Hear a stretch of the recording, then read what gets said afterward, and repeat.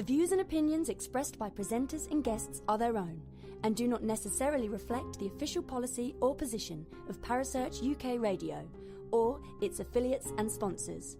Listener discretion is advised.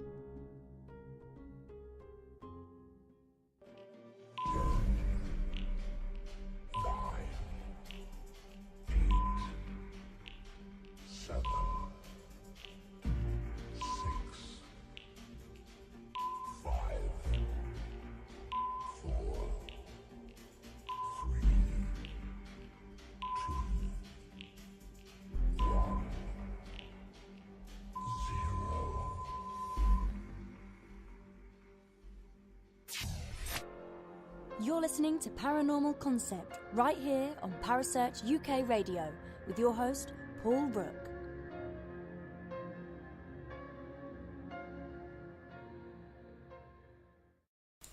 A good evening and welcome to the Paranormal Concept Show.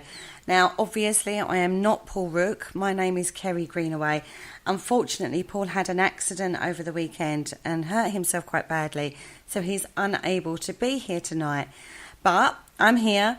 I've pulled in a co-host, my lovely Kaz Rooney. Good evening, Kaz.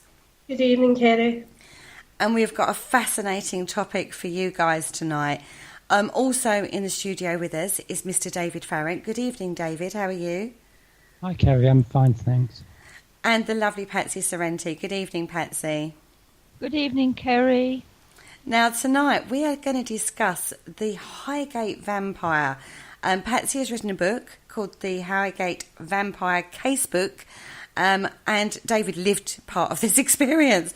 So I thought, it's a fascinating topic and one that goes on for years. It isn't just something that happened a long time ago. Things happen nowadays in and around the cemetery, even to this day.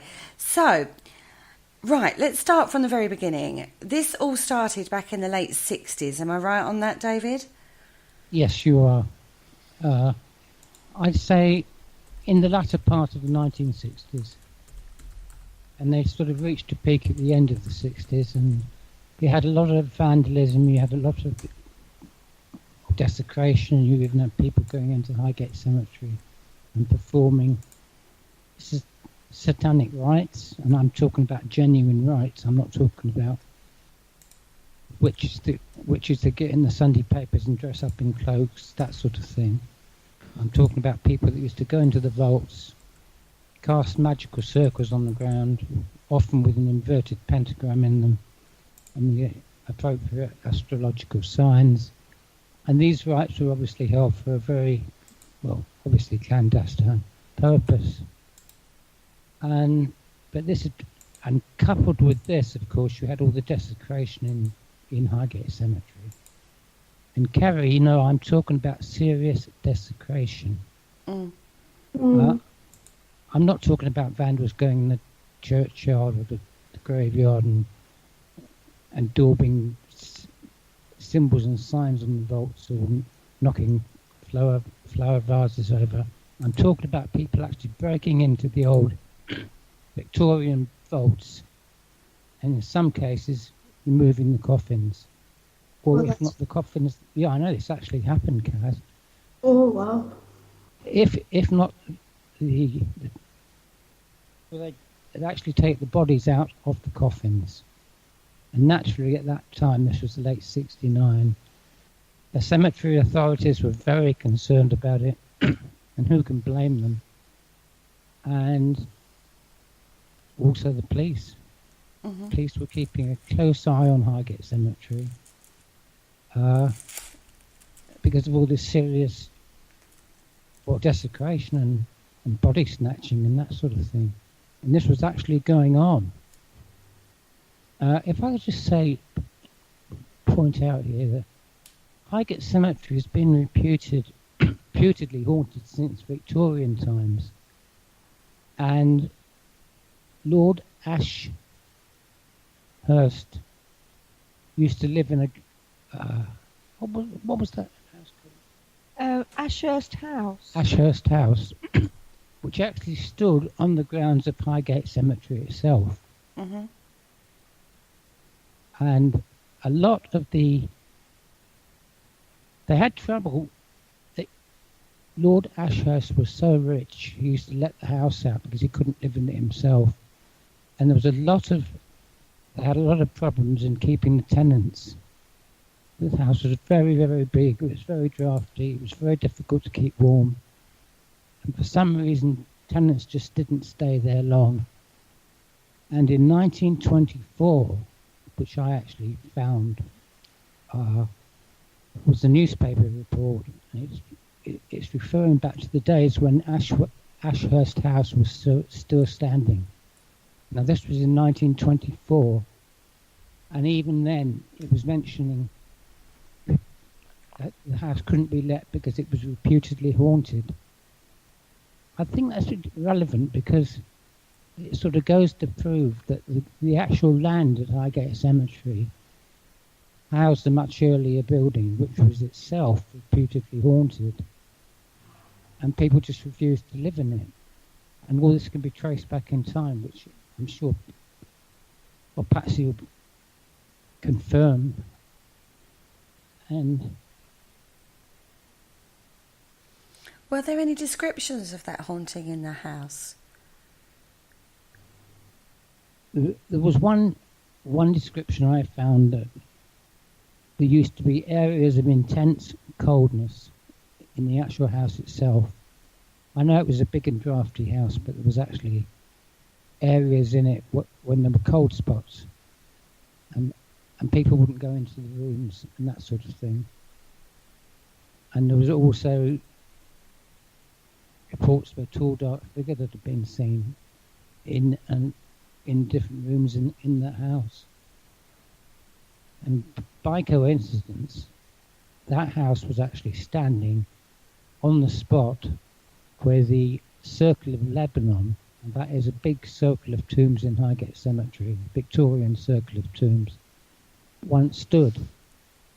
And it was part of Ashurst's house had a much larger garden, and they turned that particular circle, as I said, into the Circle of Lebanon. They dug down and they made this. Well, this was a bit later on in Victorian times, and they made this huge sort of, almost like a resting place for the dead. Well, if anybody hasn't looked at any photographs of Highgate Cemetery, I'd suggest you do. It is one of the most beautiful, iconic cemeteries, Victorian cemeteries, I think you can find, isn't it? It's absolutely astonishing, the architectural tombs, I think is the only word for it. It's beautiful, isn't it, David?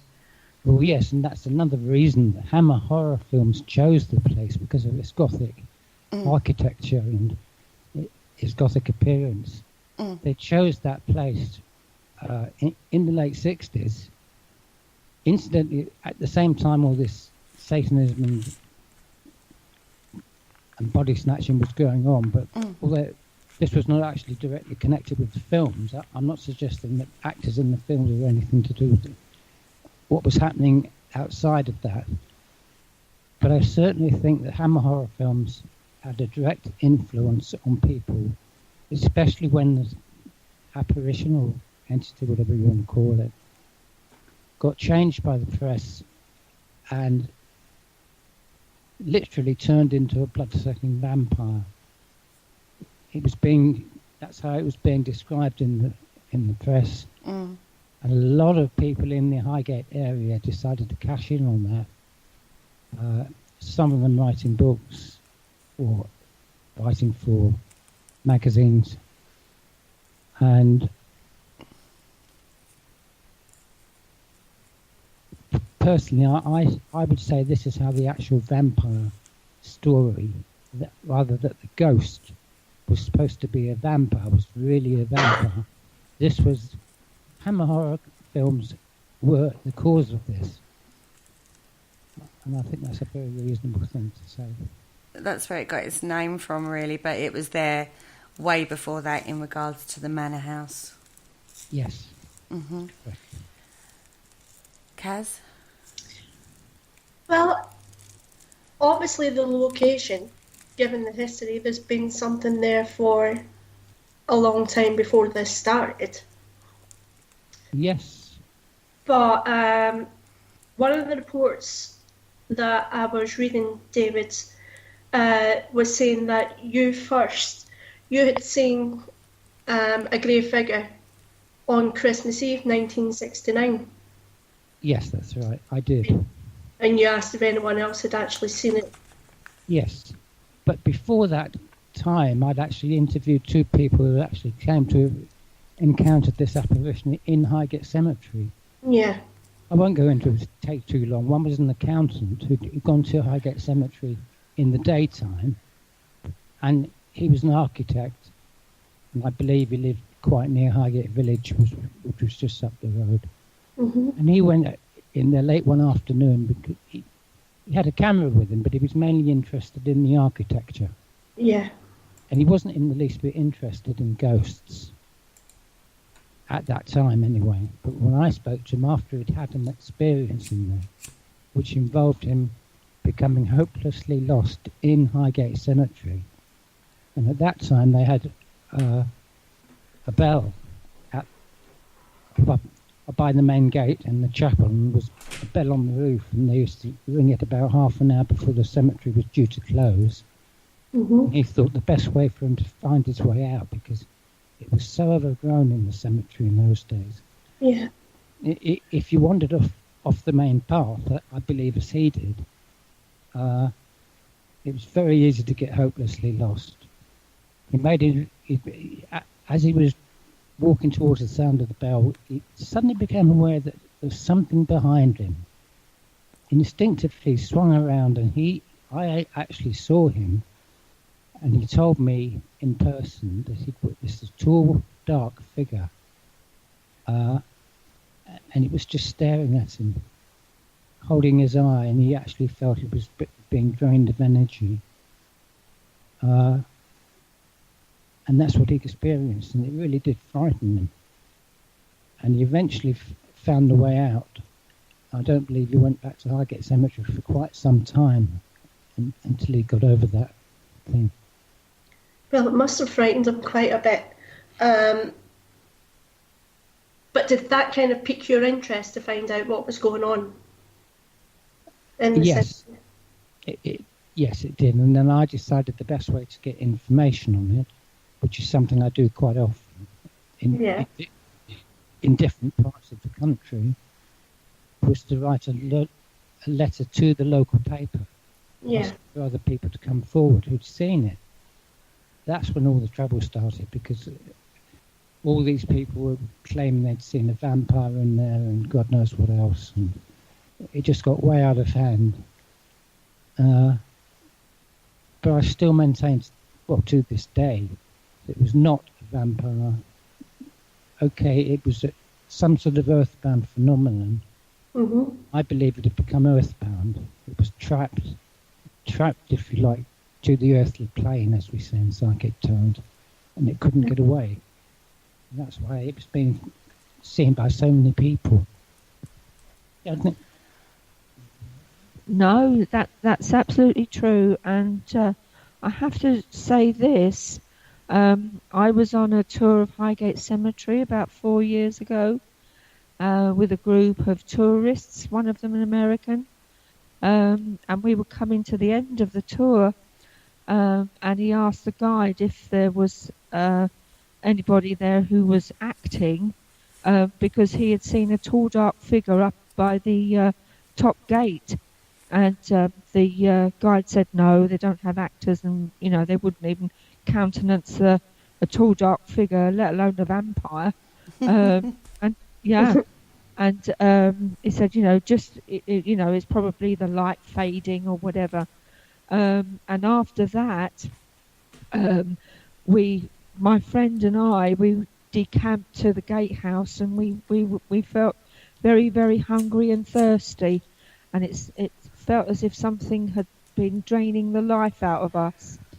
And then later, when we came back down Swains Lane, we both felt as if we'd we'd had a lapse in time, a kind of missing time, and it felt like a horrible black fog that we had been through. So something is definitely still there to this very day. I do have my own theories about it, which I'll probably come to quite shortly. But David is absolutely right.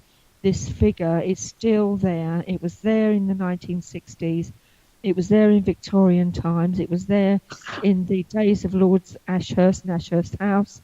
And Swains Lane had a very fearful reputation for many, many years. And it's only now when we start to look into these cases that we are coming up with our own theories, alternative theories, you might call them, ley line theories, and theories of premature burial and all the rest of it. So it's absolutely fascinating, and whatever anyone says, the phenomenon is continuing.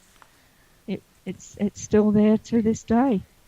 Sorry, Kaz. Do you think that the black magic and satanic rituals and the occult work that was done in the cemetery has actually, at that time, actually made it worse? Or do you think it had no effect on it whatsoever? I think it escalated. I think it made it worse. It gave it that energy? Yeah, I actually discovered it. Well, the BPUS discovered a vault in the cemetery in the daytime. They'd gone up there to get some photographic evidence for the record, and 2 or 3 people came to see me and said, "You better come have a look at what we found in the cemetery." And I went back up there. And let's remember, Highgate Cemetery was actually open to the public in those days. In daylight hours, obviously. It closed at night. I went up, accompanied them up to the cemetery, and I came across a small mausoleum. There were no coffins in it, unless they were under the marble floor. I don't really know, but there were 2 or 3 cremation urns in it. And this vault was open. And the stained glass window, we had a huge stained glass window in there. That had been vandalised. People had thrown stones at it. The panes of glass were smashed. And I actually found a pentacle on the floor of this mausoleum, which had been inverted, point down, which, as you probably know in occult terms, is always used for a negative purpose. Just you have the upside down cross, for example, telling you the obvious. And around each point of the pentacle, the 5-pointed star, there were the signs of the new moon, or I should say the black moon, Saturn and Mars, which in that combination represent an extremely lethal combination. And the people had moved a huge marble bust in there and put it just outside the pentagram. And it had been obviously taken off the shelf, and it took 3 of us to even lift it up. God knows how they got it onto the floor. And I said at the time that it was very possible the group were trying to contact the spirits of the dead by a form of necromancy, to try and get information that's not normally available on the earthly plane. In other words, they were trying to get psychic information, probably to do with some purpose they had to do with the ritual, which could have been to get wealth, to attract a partner, or anything like that. Because in magic, one thing, Kerry, I better tell you very quickly. Magic should not be, black magic should not be confused with white magic. Magic itself is neutral. It's a neutral element in the universe. It's only the intentions of human beings which make it possible to define it as black or white. For example, if it's used to attract money to yourself, or even to attract a partner, it's usually termed, it's on the negative side. If magic is used to heal people, or to help people, or to advise people, then it can safely be termed as white. But the magic itself is neither black nor white. It's the intentions of human beings that are actually trying to use it. I agree with that. Yes, that's absolutely true. Magic or the energy is neutral. It just depends on people's intentions, what they intend to do with it, if they intend to use it for healing or to use it for good, or to bring bad luck on someone else, which as we all know, with those intentions, what goes around comes around, and one has to be very, very careful when using this kind of energy, because it is so powerful, and it does go through us and the earth and the universe, and eventually whatever we intend for it comes back to us. So it's not to be taken lightly, as David said. It's not something to be played around with, mucked around with, and especially using implements like Ouija boards or pentagrams, things like that, when in the hands of people who don't know what they're doing. It can be very dangerous, and as we know, what went on at Highgate Cemetery made this energy, this black shape, whatever it was, it escalated in its energy, in its power, and it's still going on, something that should have been put to rest many years ago through the actions of Satanists or black magic practitioners, people who had nasty intentions, have just allowed this creature to be earthbound and wandering around in Swains Lane and in the environs of the cemetery to this day, seeking people out. And it's probably looking for some kind of release. Who knows? But it's definitely... Do you think those rituals twisted it so it would have just been like a normal... I say normal. a normal, like, earthbound spirit that was there in the days of the manor house, and then these rituals would have twisted it possibly into something a little bit more darker? Oh yes, I really do think that. And as David said, that this creature was around in the time of Lord Ashurst, which it was. But as time goes on and the gardens of Ashurst House became the cemetery, and as we know in nature, once something dies and is buried, it deteriorates and it decomposes. And with that energy as well, you're having decomposing bodies, you're having people around, probably in ghost-like form, who for one reason or another, only known to themselves, are still hanging around there. And what with Satanists and black magic practitioners, you've got people wandering around the cemetery, opening up coffins. All that kind of energy is just making these things grow. And as I went out one day, my friend and I, we went out tracking a ley line, and we discovered that a ley line, there are two ley lines, positive and negative, and they cross at the point in Highgate Cemetery.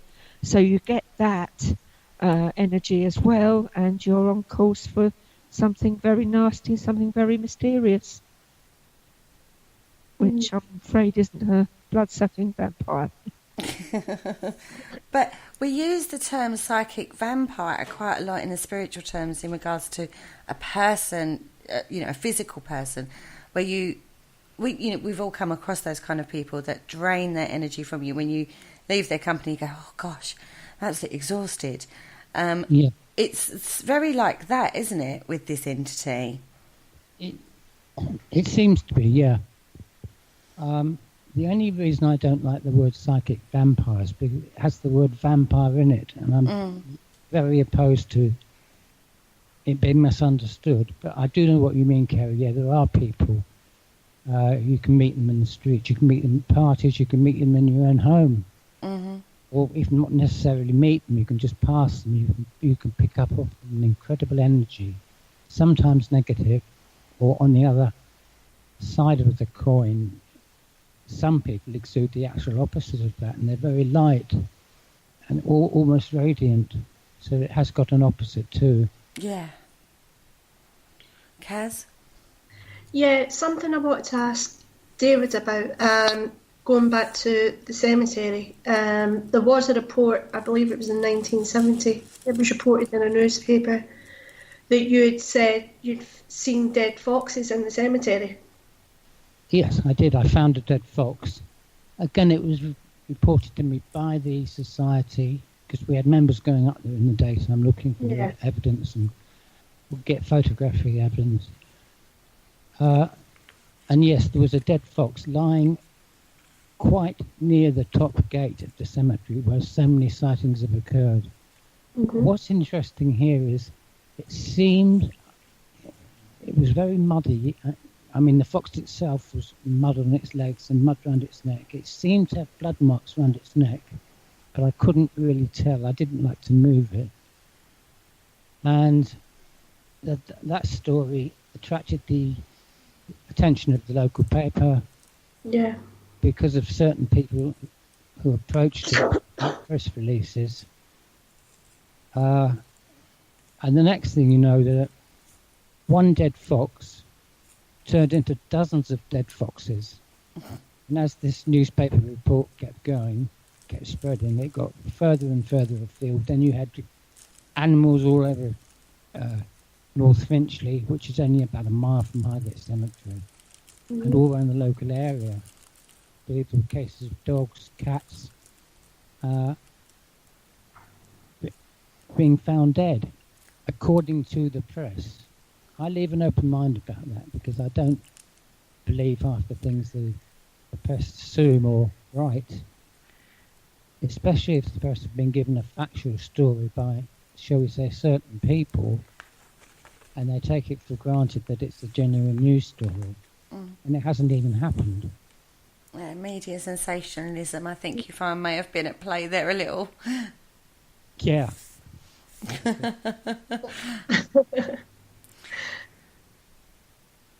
So it does set a scene. It's very gothic, the cemetery. You've had all these satanic rituals. You've got this, history that goes along with the cemetery.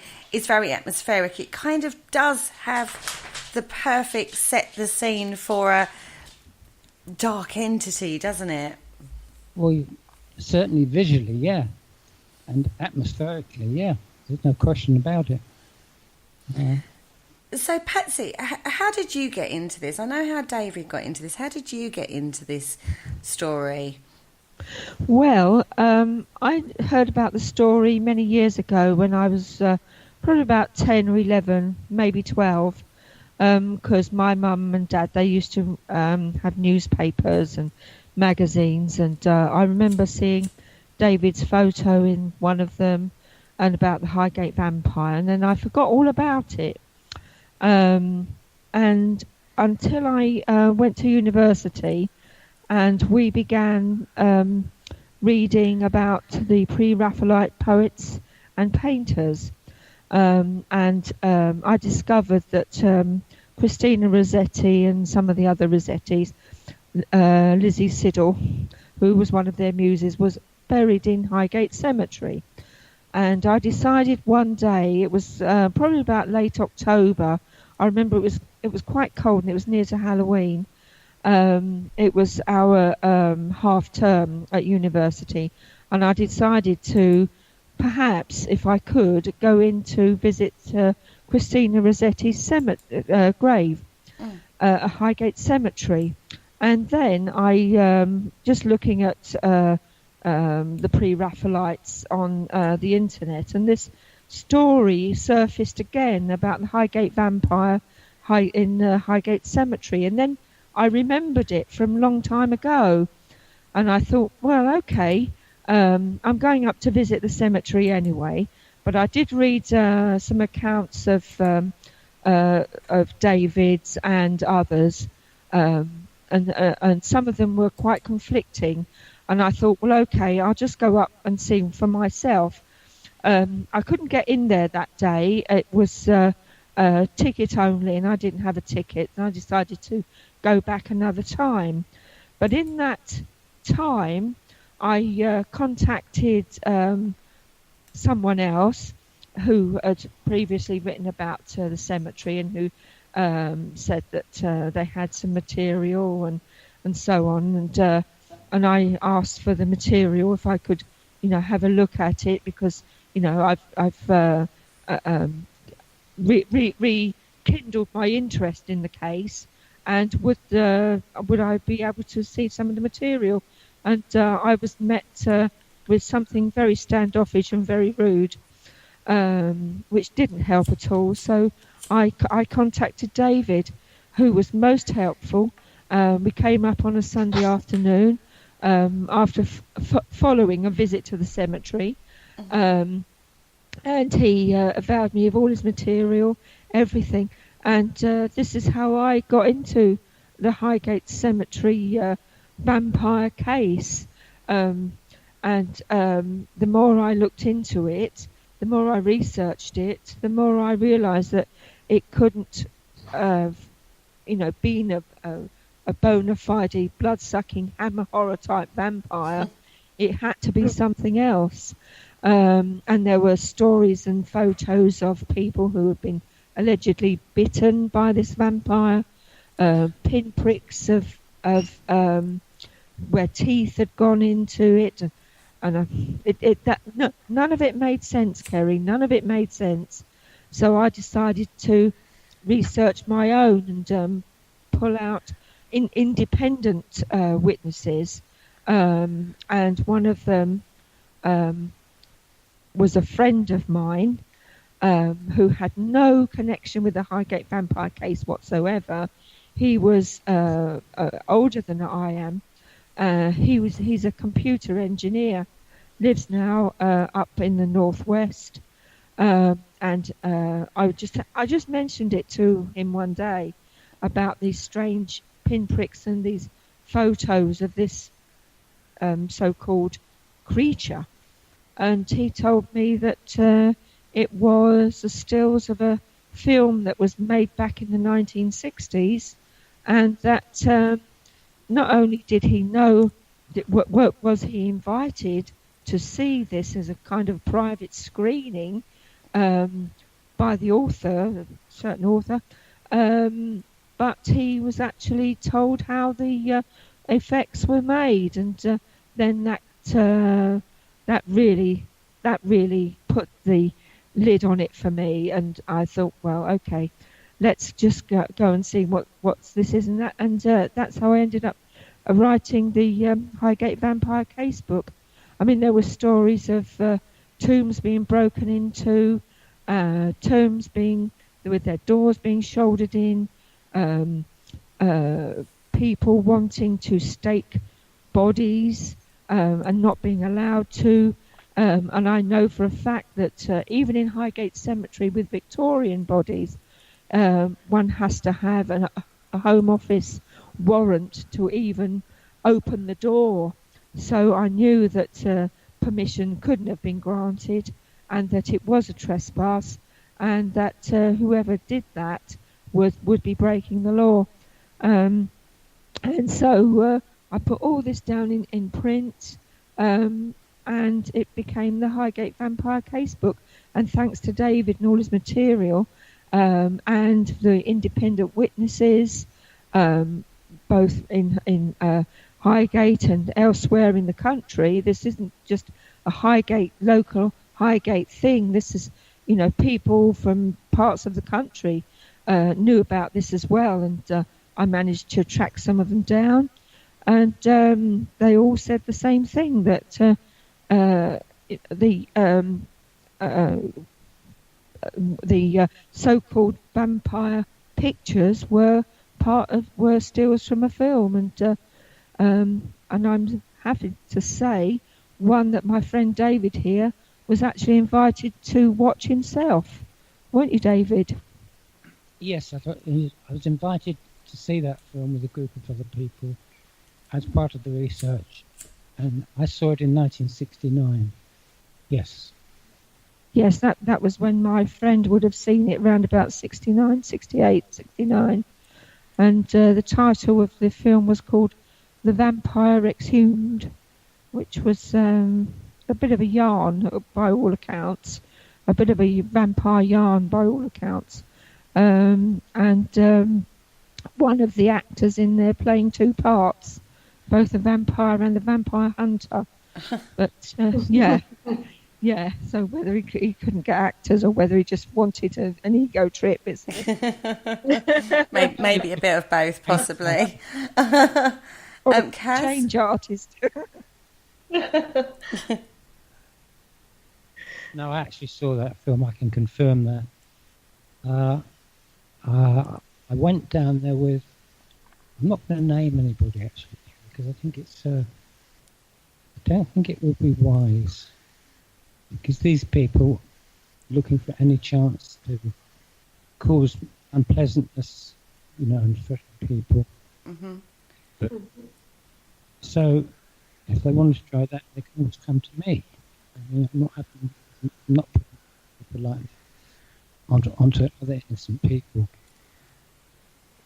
Okay, so we've got a lot of material there then that Patsy, you was able to take out of the story, basically. Yeah, I guess that's right, isn't it? Yes, and actually get down to the bare bones of the actual entity itself. Yes, that's absolutely true. And since I wrote the book, my research has been continuing, as I've said before, and especially into the alleged vampire's tomb. And sadly, it was someone called Mr. Wace, his tomb. It was shouldered in, and I've found not latterly, but in the following years, a family of the Waces have come forward with information about themselves and about their family and about their family history. So I will be putting all this down into a second edition, which will very likely be ready by the end of the year, along with some other information, certainly about the film, and certainly about the physics of when someone is bitten on the neck, because according to legend or folklore, a demon, if you like to call it that, can only enter a dead body, but can only work with what a body has. It's only its teeth and its hands and so on, and how on earth pinpricks could, feasibly suck blood from someone's neck is quite is stretching one's imagination just a bit too far. If it was a true vampire, then the neck would be ripped out. So, so there's all these physical things have to come into play, and that's what I'll be writing about in the second edition. So do you think, with all this media sensationalism that went on around back in the late 60s, 70s, all the stories that were hitting the media regarding other things that David was involved in at the time, do you think that people almost physically manifest it for themselves rather than it being a real effect from a ghost or a haunting or an entity? Yes, I think mind and expectation can play a big part. Certainly suggestion, if one is looking at or reading things in the media, one can be very suggestible. So, if someone's saying through the media and through newspapers that there's a blood-sucking vampire out on the prowl, be aware of it, then people are going to think that, and whatever shadow or beast comes, that they come upon, can be changed into some kind of vampire. And it wasn't in 1979. I remember reading July 1979. I remember reading a story in one of the papers that someone had been caught red-handed outside the gates of Highgate Cemetery, claiming to be Count Dracula. Oh, that's classic. That is. And so, he was and claiming that he was the last of the Dracula line, and that he was his family were buried in there. That he was the Highgate Vampire. And it ended up with him being taken to court by the police, and he was fined £4 for being drunk, which was a lot of money in those days.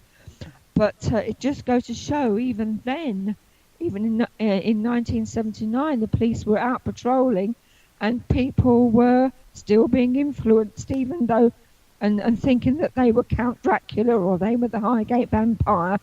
And they were going to, avenge their family's honour and this kind of thing. Oh, yes, and I believe it still goes on today. And David's looking at something in a book, which is something else. This is a book written by John Lydon, who's Johnny Rotten, and in the book called Rotten is his autobiography. And he talks about him, part of it talks about his life in Highgate. He lived here for a while in the 70s. And he talks about his excursions down into the terrace catacombs, which was part of Ashurst House. And he talks about that, and talks about how he went down there with a group of others, like-minded souls, who went in there deliberately to go in there and take coffins from shelves, look into the coffins to see which bodies had deteriorated and which bodies hadn't, considered it kind of a social club, and also with copious amounts of alcohol, both down in the catacombs and in pubs. And he freely admits that this went on, and that he was part of it, and considers it a part of the Highgate scene in those days. It was very much a social thing, and when you have social gatherings like that, and people are becoming drunk, then you're going to have all kinds of desecration. But one thing I would like to say is, Kerry, the author who, or the book which I critiqued, the author of the book talked about climbing through the terrace catacombs and being lowered down on a rope in order to find and stake out this vampire, so-called. But when I made a check of the terrace catacombs, there weren't any holes in the roof at all, only the skylights, and they were covered in glass about 3 inches thick. So you're not going to get through there. And something very curious, on one of the tours, one of the guides, when we arrived at the terrace catacombs, the architecture of the catacombs is very unique. It has slit holes in the sides. And when we arrived at the terrace catacombs, this was all part of the research, by the way, I asked him why this was so. Why was this architecturally necessary for the catacombs? And he said, well, there was 2 reasons for it. The first reason was, you have decomposing bodies and you're going to get gases. So they had to have ventilation. And the other reason was, in Victorian times, it was never certain when someone had died. And if someone happened to wake up in their coffin, then it was a way of egressing the catacombs. I can imagine that.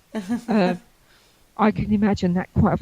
And he said, yeah, this was a very real fear, and this is why they allowed these two slits in the side. Yeah, it was one of the guides of the and the Highgate Cemetery tours, and not he told us this, and he was reading this from one of the books that was on sale in there. So this was a very real phenomenon, and this again with the black shape and the black form that haunts it. When I was speaking to my friend about the film, not David, my friend who lives elsewhere in the country, he told me that there was probably more than one person buried alive in there. So when you have that, and when that fear, and when you have all of this other phenomena going on, it isn't surprising that this vampire story has endured. It really isn't, and it's full of unique possibilities and quite a unique place. Kaz? One thing I was going to ask, obviously this is going on for a lot of years, but do either of you think there's any way to actually pinpoint a time period or a period in history where this dark energy has come from? Or this entity has come from? Well, to answer that, Cass, it may take very many years because during my research I discovered that Swains Lane, even before the cemetery was there, Swains Lane in the 1400s had a fearful reputation even then. It's called Swains Lane because it was an old drover's road. The animals and the pigs and so on, they were driven along to market down from the countryside and markets into London for sale. And this drover's road, now called Swains Lane, it had a fearful reputation even then for dark shapes, ghosts, entities. So really, if you're going to pinpoint something like that, I think you're going to have to go back many centuries, probably into the medieval period, and track it way through. I mean, people were hung, and they were hung, drawn, and quartered all over the place. Yeah. We had highwaymen.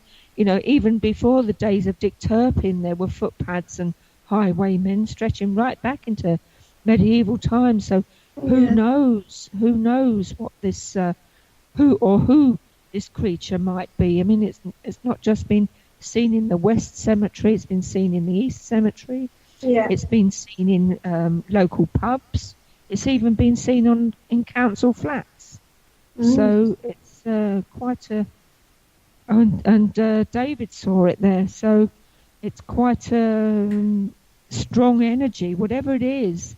To have lasted this long, it must have been very, very strong.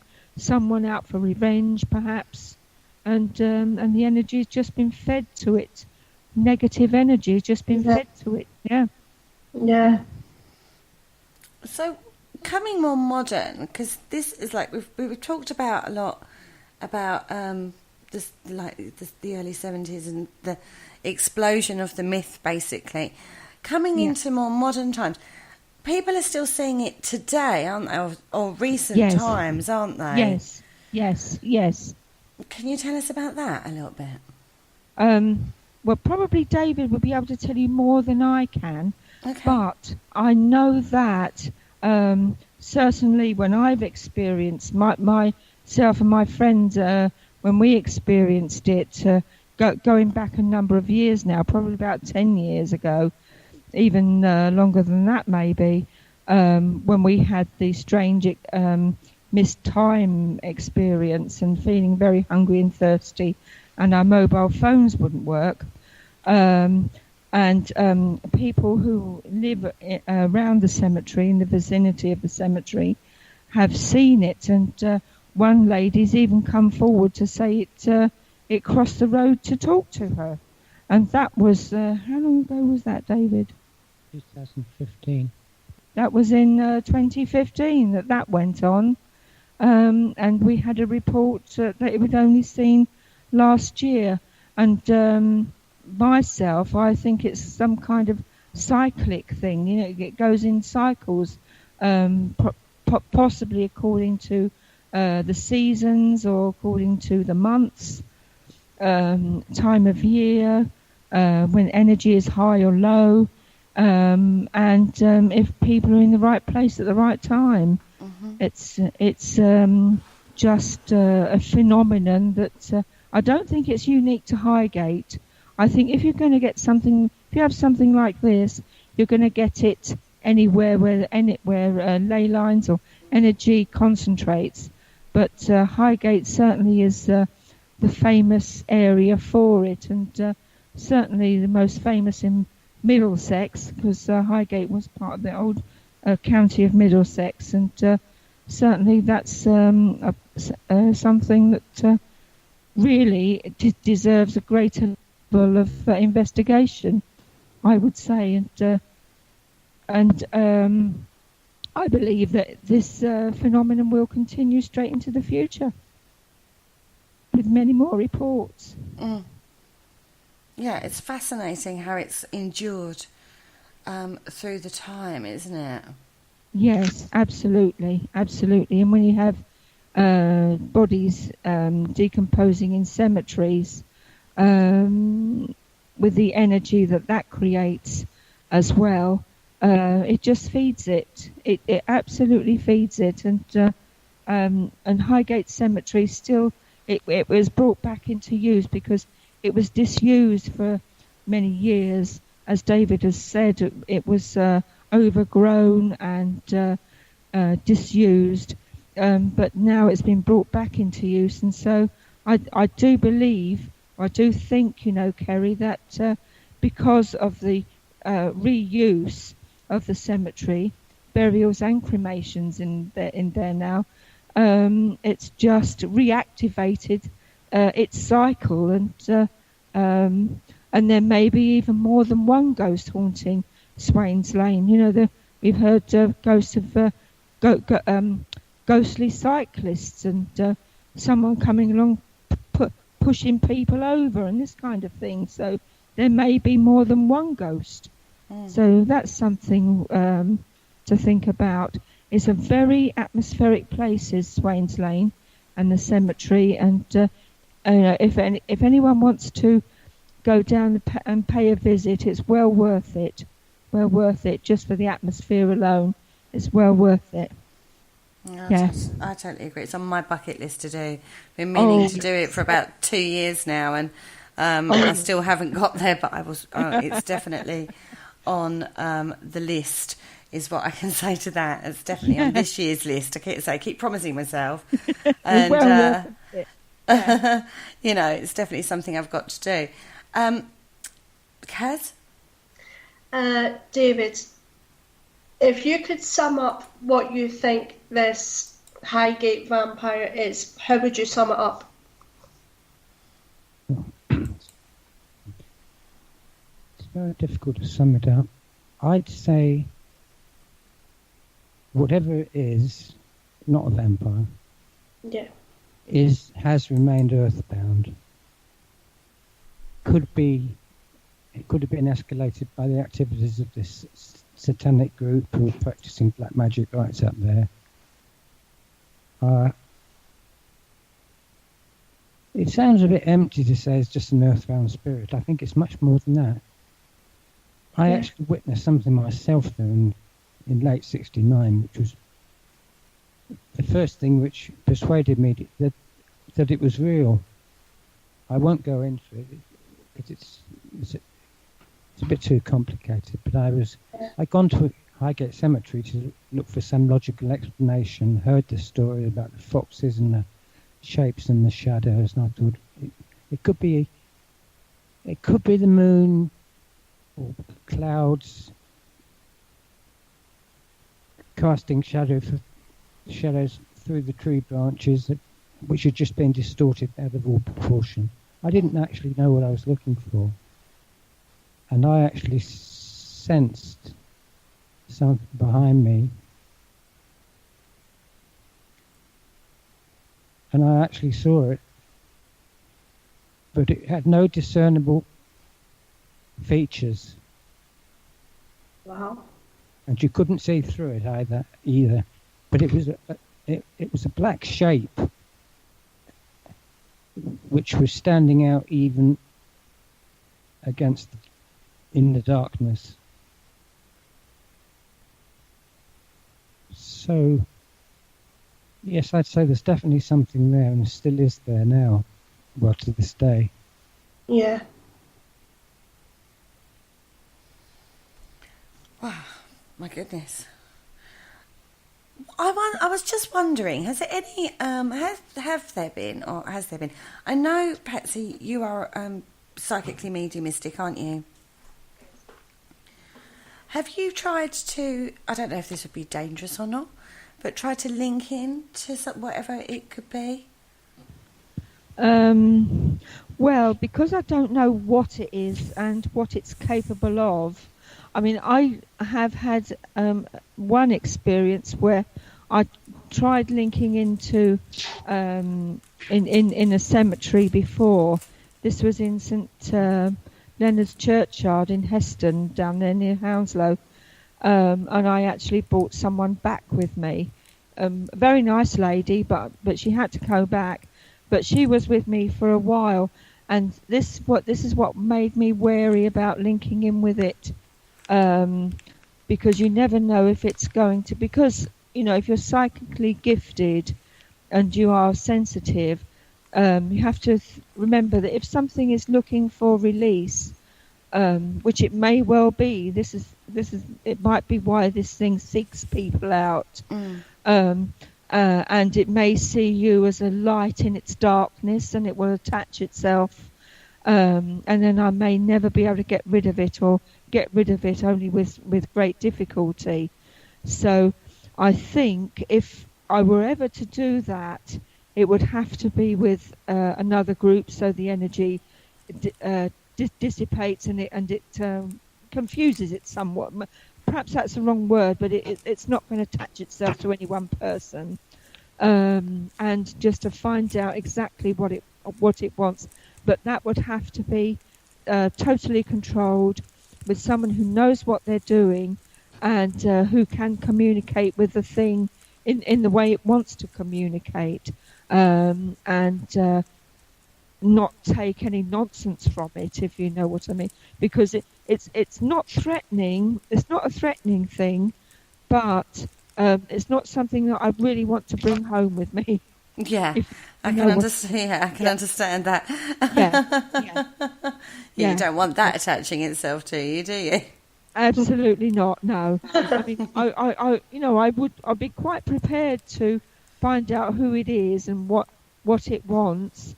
But I would have to have another, not just me by myself. It would have to be another person or several other people with me, just to make sure that it, that it kept to the rules, if you like.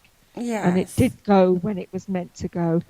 But my thing is, if it did go, and if it did depart the environs of Highgate Cemetery, will the cemetery lose some of its mystique? I think the cemetery is a lot more than this black shape or this vampire, whatever. I'm like David. I don't believe in blood-sucking vampires either. I think they're just a work of fiction. But I don't think it would necessarily rob Highgate or its cemetery of its mystique. I think it would just continue and probably dwell into the realms of myth, as it's always done, and without any involvement. I don't think Highgate really needs a vampire. I think it's got enough with its ghost already. I agree with you there. I don't think it would take anything away from the cemetery because it is absolutely beautiful. I've shared some of the links into the chat room. So, guys, if you don't know about Highgate, go and have a look. Some of the pictures are absolutely stunning. And you can only visit the west side, which is the side pretty much we're talking about, the Victorian side, by tour now. By a tour, can't you? You can't just go and wander. No. I mean, it opened in 1839 as part of the Magnificent Seven of cemeteries.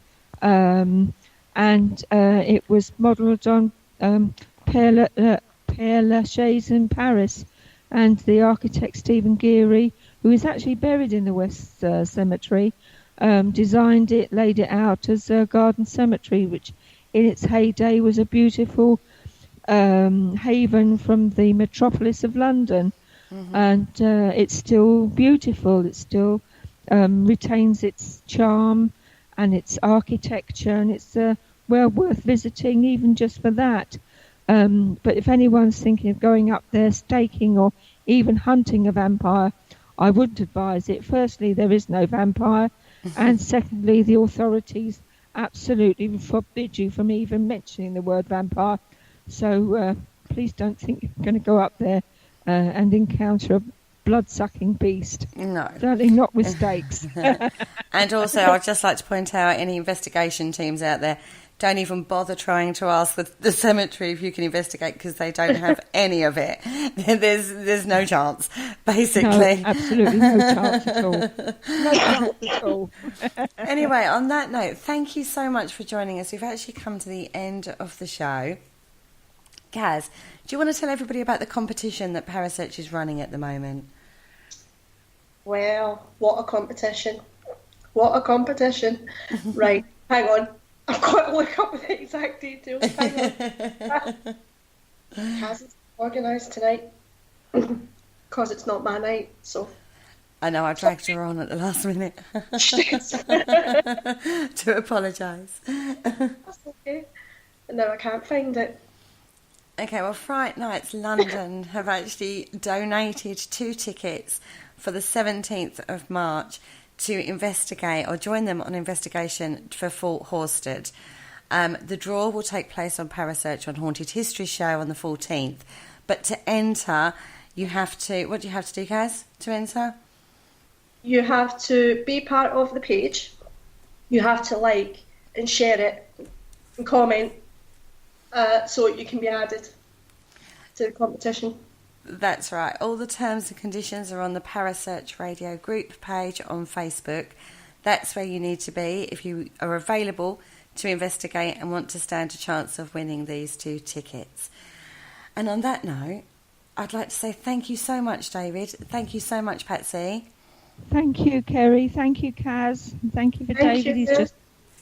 Thank you for allowing us to share our thoughts and experiences on the Highgate Vampire case, and I think we're going to be entering the competition. Oh, fantastic. And before you disappear, Patsy, where can people find your book? They can find it on Amazon, but best if you need a copy or would like a copy of the Highgate Vampire Casebook, you can email me on Patsy Sorenti at yahoo.co.uk, and Sorenti is spelled Sorenti, because I'm married to an Italian. If you didn't catch that and you want a copy of the book, and you can always get in contact with Parasearch Radio, and we'll forward your details on to Patsy ourselves, so you can do that too. Anyway, don't forget, guys, tomorrow night on Parasearch Radio we're kicking off live at 8 o'clock with Sean Cadman and the Supernatural Chat Show. He has got the amazing Joe Chin in the studio, and then at 9 o'clock that's followed by Haunted Histories with Penny talking to Sarah Chimasera, and they're looking at Black Rock House. And on that note, we thank you so much, Kaz. Thank you for joining me tonight. Thank you for inviting me. And we all bid thank you, Kerry. Oh, you're very welcome, David. Thank you. And on that note, we bid you all a very farewell. Good night. Good night. Good night. Thank you for listening. Don't forget to join us for more shows throughout the week. Find us on Facebook, Twitter, and the World Wide Web to keep up to date with all the shows right here on Parasearch Radio.